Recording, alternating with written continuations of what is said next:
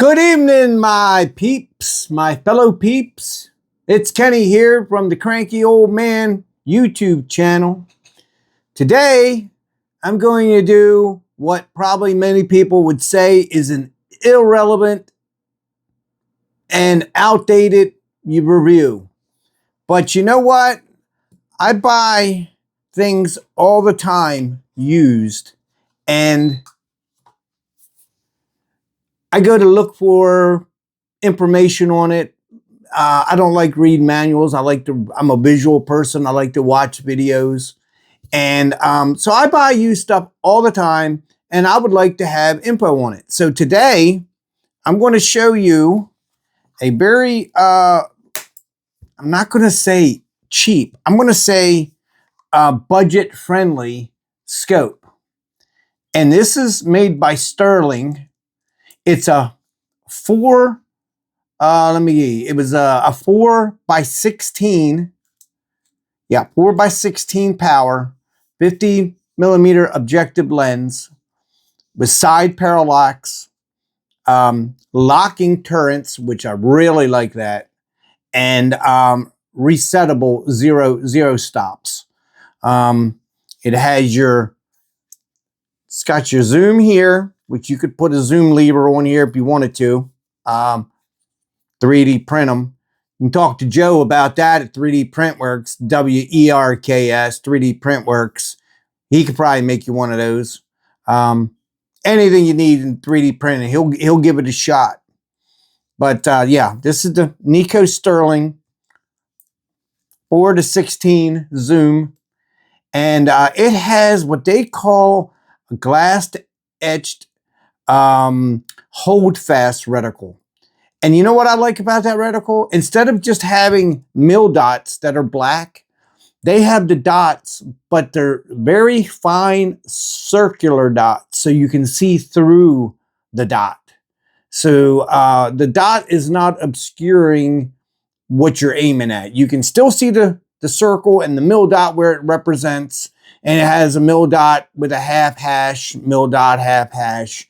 And this one is the full plus. And they make one that's a T so that you can just aim center mass with your horizontal line there.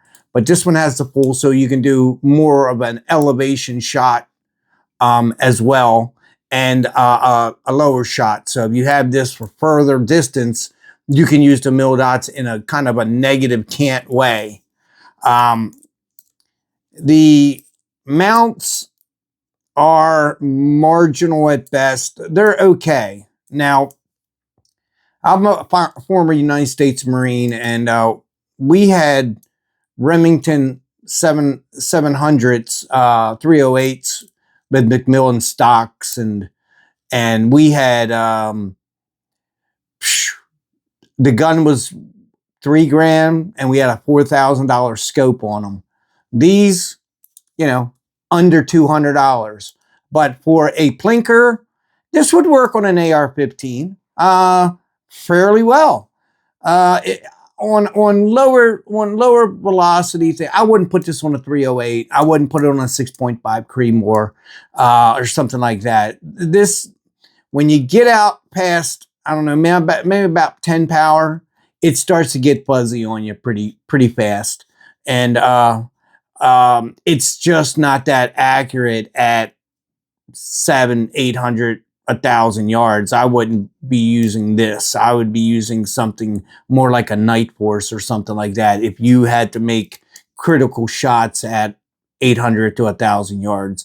But as a Marine, we were shooting 500 yards with iron sights and on our M16. So, but that was a A2 20-inch barrel, not an M4. Nowadays, to get an M4 with a 4-power optic sight already on there, boy, they got it easy, right? They just kind of sight that in a little bit, you're good to go. But they need those for, you know, some days they might be doing close quarter stuff, and then sometimes they need to reach out a little bit. So that's a good in between. But anyway, on to this here. It's got a 50 millimeter objective, if I hadn't said it. I like to put these Butler Creek flip taps on there. Love those things. Here's a pro tip. Put it to the side, pop it out like that. You can put your holdovers on here to some degree, you know, depending on how much you want to put on there. But you can put your holdovers on here, your mill dot holdovers for that particular round that you're using. You can't do that if you're changing all kinds of different rounds. You're going to use, you know, you stick to one round and learn that round with that rifle with this scope. I love the build quality. The only thing I don't like is it's a 30 millimeter tube versus a 1-inch tube. You get more light transmission through with a 1-inch. But this thing is built great. If I didn't have nicer scopes, I would have this mounted on something today, right now. But I need a little bit better scopes for my 6.5 Creedmoor, my Precision 308s and whatnot. One day I might do a review on it, but I don't know if I can get the reticle in here. Maybe I'll try to see if you can see that in there somehow. I can't see if you can see it or not. We'll just wiggle it around. You might be able to see it. Maybe get a little closer. I don't know. But it's got a nice reticle. I really like it. Oh, it's got a 4-inch eye relief too, so you don't have to be right up on top of there. You know, I've seen some people crack their nose, break the bridge of their nose by getting right up on that scope. You don't like that. That's why I like this 4-inch relief. You can really get back there, get a good cheek weld, move it in and out. And I will talk to you about how to mount a scope. Maybe I'm going to do that one later today because I don't really have a whole lot to talk about right now. I haven't been cranky lately. The missus has been around, you know what I mean? Well, sometimes she makes me cranky, but sometimes she relieves the crankiness. You know what I'm saying? So she's 40 years old. I'm a little bit older than that. So anyway,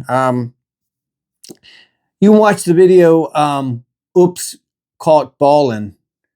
I thought that was a funny video. I've gotten like hardly any views on it and no comments. So, Oops, Got Caught Ballin', I think is the name of that. Nice scope.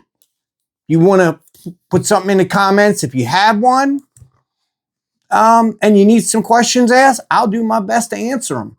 If you're thinking about getting one for a low budget build, I would say yes. Long range, 800,000 yard range, I would say no. You're going to definitely have to buy a $500 scope or better in a decent name to reach out that far. And 500 is marginal.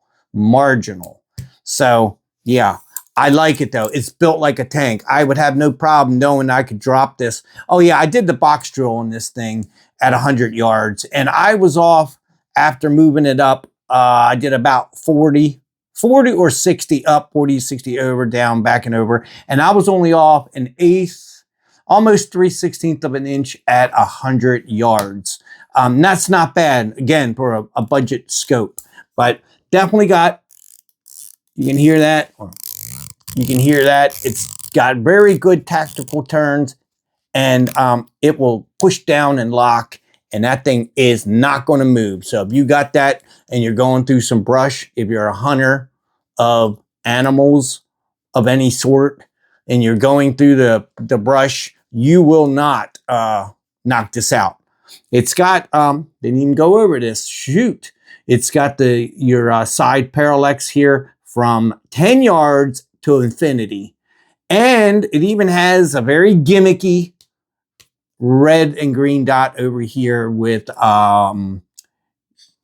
it is 5 ding dong, here we go, 5 light brightnesses on green and 5 light brightnesses on red, and I always leave mine on somehow and they're always dead. I think it takes a CR 2032, maybe a 2016. And if you didn't know this, here's another tip. You can take two 2016s and stack them where a 2032 is needed. Now, you don't want to do this all the time, but in an emergency or in a jam, 2016s will work if you need a 2030 if you need a 2032 and you don't have one. So won't work the other way though. Yeah, that's all I got. Very nice scope. I should have did how many clicks up and how many clicks down you got. Normally it's a couple hundred, but I couldn't say on this one. I don't want to speculate. All right, gents, I'm up to 10 minutes, and I'm trying to keep them around 10 minutes because YouTube says 7 to 15 minutes is the sweet spot for a video, and dropping it at 3 p.m. Yeah, I don't get up to 3 p.m. So yeah. So anyway, that's all I got. Let's see if this crappy Bluetooth turner offer will stop this video. I hope you made it to the end, and I hope to see you in my next video. Nope.